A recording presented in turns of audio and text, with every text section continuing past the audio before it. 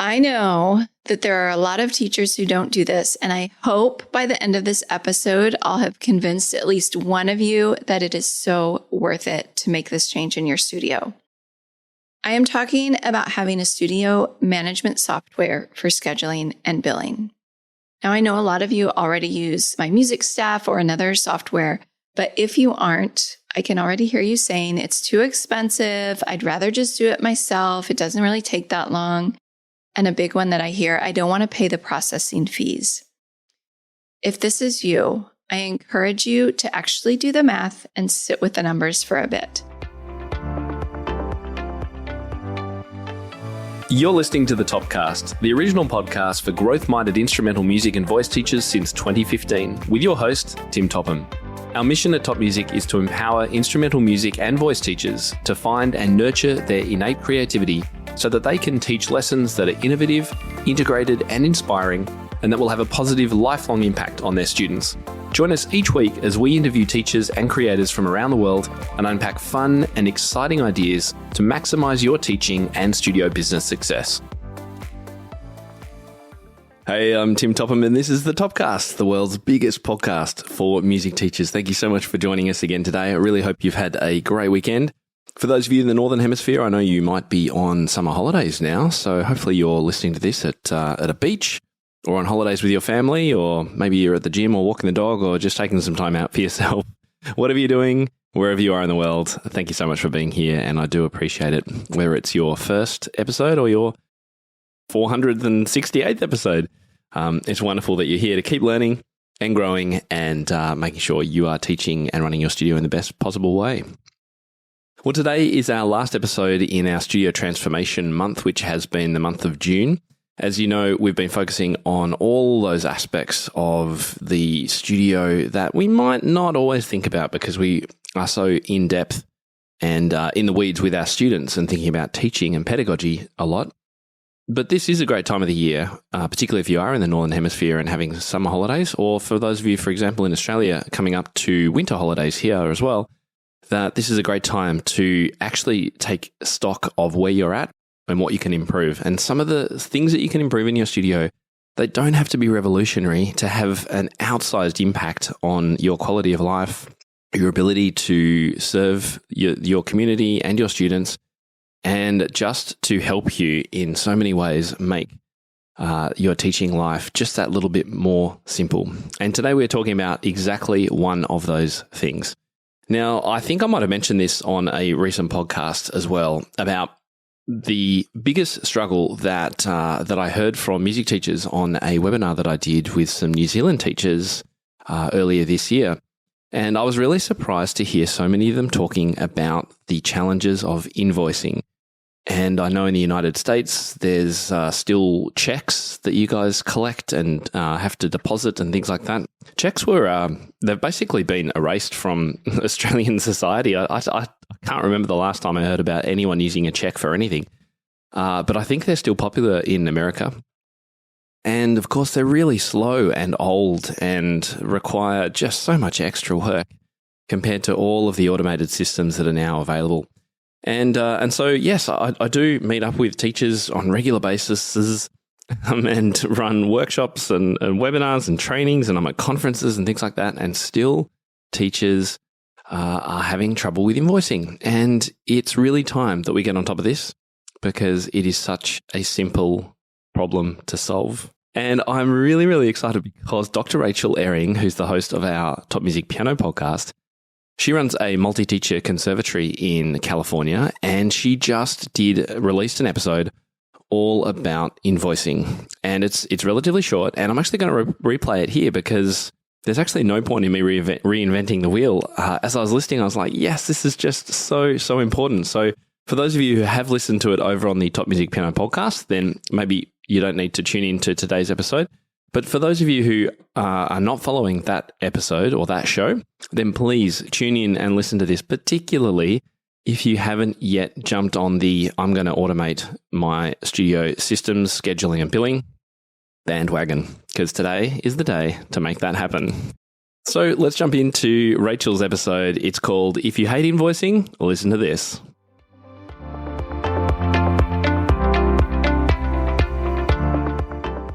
Hi there, piano teachers. I hope that you are doing well today. Today, I have a big question for you. What is one thing in your studio that if you changed it, figured it out, or got it under control, would make everything else feel easier and lighter? Now, I'm not talking about adding more games or trying a new method book. Today's episode is more about the business side of your teaching studio. So thinking about the business side, what's that one thing that makes you cringe, gives you the ick, however you want to say it, when you think about it? Maybe it's that your policies aren't clear or that you have a hard time enforcing them. I know I have that problem sometimes. Maybe you wish that you had the courage to raise your rates. Maybe you've told yourself the story that you are bad with money, and so you don't keep good records and don't really know where the money goes each month. We're going to talk about a few of these today, and then if you need more help, don't worry, we've got some resources for you at the end of the show.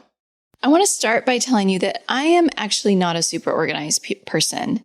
People think that I love my systems, which I do to a certain extent, but they don't come naturally to me. I have to make a concentrated effort to put systems in place.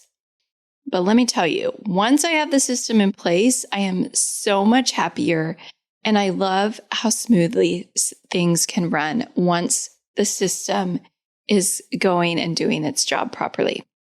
This summer, I told you that things are a little bit slower, so I'm trying to use some of that space to get better systems set up for myself in the conservatory so that when things get crazy in August, as they always do, I'll have set myself up for success.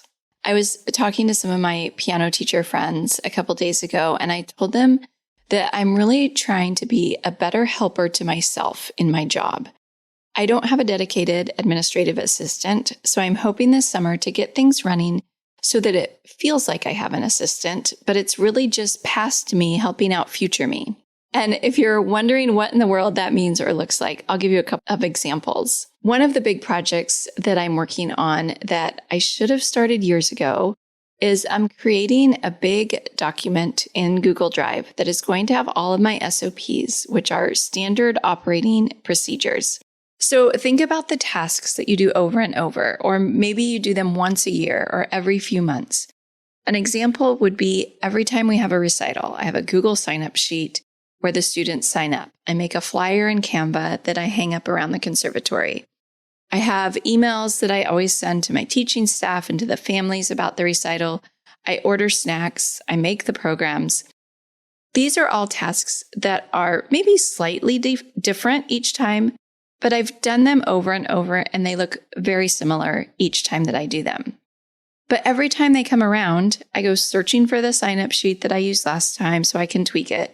I wonder how many cookies I ordered last time, where the program template is that I used last time.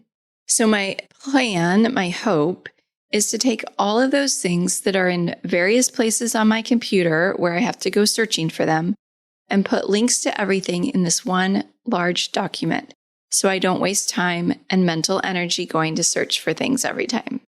I'm just getting started on this, so I'll have to check back in with you and let you know how it turns out. And honestly, I have a feeling that I'm going to be updating it and working on it for a full year as I go through various tasks that come around each year and remember things that I need to add to the document. Right now, as I'm starting it, I have it organized by months, but it's possible that that's going to change. That just seems like the way that makes the best sense in my brain. Another thing that I want to do in the next couple of months is make a video that explains our tuition structure and makeup policies. Now, I have a document with our policies in it. I think I mentioned in an episode not too long ago about our welcome packet that every student gets, and it has our policies in it. And when parents register for lessons, they have to check a box saying that they agree to the policies. But guess what? I'm sure you won't be surprised to hear that they actually have no idea what our policies are. And so they're often asking about makeup lessons and why they're paying the same amount when the month only has 3 lessons that they paid when they got 4 lessons. It's interesting. I've noticed that they never ask why they're paying the same amount if the month has 5 weeks in it. They don't seem to notice that. So I was inspired by a video on YouTube that Tim has actually referenced in the past about makeup lessons. I'll find it and put it in the show notes if you want to check it out. It's a teacher explaining why it doesn't make good business sense and really isn't even good for our mental health as teachers to always be catering to every student's makeup lesson whims. The video is great, but it really explains it more in terms of a private music teacher. So I want to take the ideas from the video and translate to our specific situation and explain why we can't do makeup lessons, and also talk about the monthly tuition and all the benefits that are included in the tuition beyond just the weekly lessons. And then when parents email me about makeup lessons, rather than just pointing them to the policies or saying we don't do it, I can share the video with them, and hopefully the video will have a positive tone to it rather than feeling like a list of rules that nobody reads. So that's how I'm planning to make that pain point in the conservatory less painful and help out my future self. The next thing is something that we already do in the conservatory, but I have to talk about it, and I should probably warn you that I get pretty fired up about this one. I know that there are a lot of teachers who don't do this, and I hope by the end of this episode, I'll have convinced at least one of you that it is so worth it to make this change in your studio. I am talking about having a studio management software for scheduling and billing. Now, I know a lot of you already use my music staff or another software, but if you aren't, I can already hear you saying it's too expensive. I'd rather just do it myself. It doesn't really take that long. And a big one that I hear, I don't want to pay the processing fees. If this is you, I encourage you to actually do the math and sit with the numbers for a bit. I just looked. My music staff is around $17 a month plus some transaction fees. Fonz is the one that I use, and it's around $20 a month for a single teacher plus some processing fees. Now, how much are you getting paid per hour to teach? Let's just say you get $60 an hour for teaching. If you're spending more than 20 minutes a month on creating invoices, chasing down payments, maybe you're taking checks to the bank or depositing checks into your account, that $20 a month is going to be so worth it. And here's the other thing. This is where I get fired up. I have talked to well-educated professional music teachers who have left thousands of dollars on the table because they don't have good systems in place. I mean, this makes me crazy. I was having a conversation with two teachers who weren't using any kind of studio management software, and they both shared that they had hundreds, if not thousands of dollars outstanding. Not because the families didn't want to pay them or were trying to avoid it. They just didn't have a system. And so they hadn't gotten around to sending the invoices, or they hadn't told the family how much they owed. Or maybe they had told the family, but the family hadn't gotten around to paying it yet. And there were no consequences or reminders in place. So here they were commiserating about how they needed to get this money from the families, but now it felt like too much to go and ask for several months of missed payments from months ago of lessons, and it was turning into kind of a crisis situation. This is what you have to avoid if you want to run a sustainable business. So beyond just that dollar per hour math, Fawn saves me so much hassle and so many headaches. I think with my music staff, you can choose to either do automatic payments or send invoices that the parent clicks on and pays. But with Fawn's, everything is automatic, which is one of the reasons I love it. So what that means is at the beginning of the school year, or whenever a student joins the conservatory, I set up their lessons in Fawn's. Their parent gets a request to set up either their credit card information or ACH, which means the payment would come directly from their bank, which means no credit card fees. And then on whatever date I choose, I have mine set up for the first of the month, the credit card or bank is automatically charged and the money arrives in our account. And Fonz has different options too, so you don't have to do monthly billing. For summer, our students are actually paying per lesson to give them more flexibility, which there's pros and cons to that, but that's just what we decided for our situation. I've also done packages of lessons in the past where they buy a package of 4 lessons or 8 lessons, and then it ticks them down as they use them, and it will automatically buy another package when it's used up. So there's a lot of flexibility. But what I want you to hear is that it is hands-off, automatic, and in my opinion, so worth it. The only time there's an issue is if the credit card is declined for some reason. But in that case, Fonz will automatically send an email letting them know that there was a problem and they need to take care of it. And then it will retry a few days later. If it still doesn't work, it'll send another email. I think it makes about 4 attempts. And then if it still isn't taken care of, then I might have to step in and send a personal email or contact the parent somehow to see what's up. But honestly, that rarely happens. And if it does happen, usually the parent just needs some instructions on how to change their credit card because they got a new card or something. All right, since I'm talking a lot about Fonz, I should mention that they're actually in the middle of a rebrand and they're changing their name to Make Music.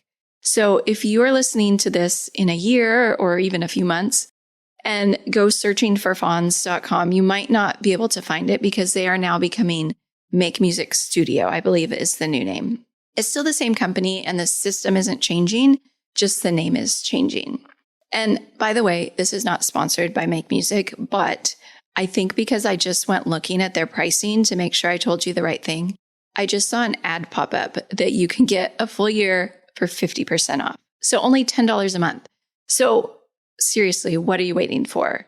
I paid $12 at Chick-fil-A a couple of days to get my son chicken strips and fries. We didn't even get a beverage. So $10 a month, I feel like, is nothing.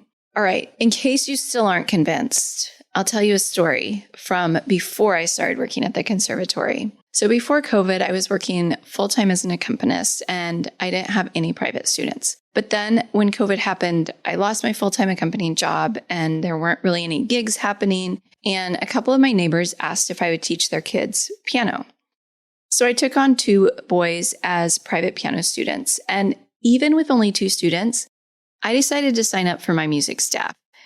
Now, you might be thinking that wasn't a very wise business or financial decision with only 2 students, but I actually stand by the decision for a couple of reasons. Because these students were my neighbors and I was friends with the parents, it made everything official and easy. It's kind of awkward to talk about money, and especially with your neighbors. I didn't want them handing me cash at the park or something. And one of the moms was actually an accountant, so she was on top of every cent that they were paying me.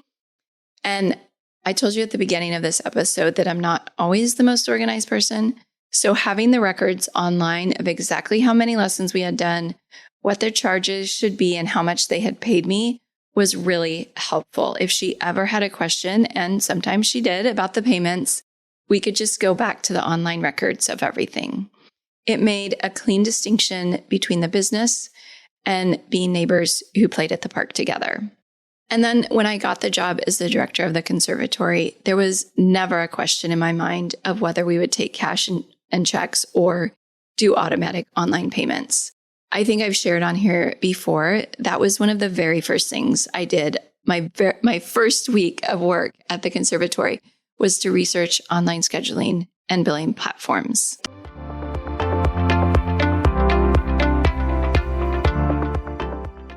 Well, I really hope that if you're a teacher who perhaps is on holidays or holidays are coming up soon and you have a little bit of time and you don't already invoice using software like this, that you'll at least give it serious consideration. Now, inside Top Music Pro membership, we have some special deals with both Fonz, or soon to be Make Music Studio, and My Music Staff. And for example, My Music Staff, we give all our members 90 days free with that software before you have to pay for it. And Fonz is on a special discount at the moment. It is really inexpensive. Both platforms are fantastic and they are both so valuable to teachers. And there's not a lot of friction really for signing up to either of them and trying them out. Even if you just did it for a few students, just to see what it's like in the next sort of few months going forward before you go all in. But honestly, I have never met a teacher ever so far who has ever told me, oh, I so wish I didn't automate my billing and scheduling systems. It really is a no-brainer, and I really hope you check out all the resources that we have on this. For example, we do have an article dedicated to converting to monthly billing, and it's got an online calculator as well that you can put all your numbers into, and it will spin out the right information at the end. It's at topmusic.co/monthly. And if you have any questions about this, There's a comments section on that page where you can ask questions. There's lots of other people who've asked questions, and we're very quick to respond. And if you do have further questions, then we will help you out as much as we can. The best place to get help is either if you're a member in our member forums or our private members lounge on Facebook, or in our main Facebook group where you can join about 10,000 other teachers from around the world. It's called Piano Teachers with Beginner and Intermediate Students. It's an amazing group, and you will get your questions answered in there very quickly if you are not a member. Well, that's it from me today. Hope you've enjoyed today's episode, and thank you so much to Dr. Rachel Ehring for putting that episode together that I was able to share today. And of course, if you haven't already signed up to her show and got subscriptions to that on your podcast player, then please go and do that. Just search for the Top Music Piano Podcast wherever you're listening to this show. I'll see you again next week. How do you keep up to date with all the latest trends and research into music education? How do you connect with other teachers around the world and make sure your teaching stays fresh and relevant for students of all ages and stages, both now and into the future? I created our Top Music Pro membership to be the one-stop shop for music teaching resources, training, support, and community, and I'd love for you to come and join us inside. With over 40 comprehensive training courses, hundreds of teaching demonstrations and lesson plans, free monthly sheet music, discounts, and all the business and pedagogy support you could ever need, Top Music Pro is the community you've been looking for. If you're ready to level up your learning from the podcast and join thousands of other teachers in our global network, head over to topmusicpro.com today. If you enjoy this show and want to hear more of our work, be sure to subscribe to this podcast wherever you're listening today. For links and resources mentioned in this episode, visit us at topmusic.co/podcast or check out the show notes. I'm Tim Topham. Thank you so much for listening. Enjoy your week ahead, and I'll catch you next time.